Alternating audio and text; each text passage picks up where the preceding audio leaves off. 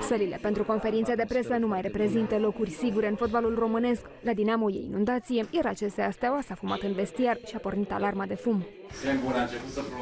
Da, atunci hai să plecăm, că avem și antrenamente, avem și... La unii. La CSA Steaua nu e prima oară când pornește alarma. Atenție, vă rugăm! Din cauza unei situații de urgență, trebuie să părăsiți clădirea. Acum de la voi sau de la ei? Nu știu. Nu știu de unde să știu, că nu stau după ei. Ai mei sper să nu mai facă lucrul ăsta, că le-am mai spus.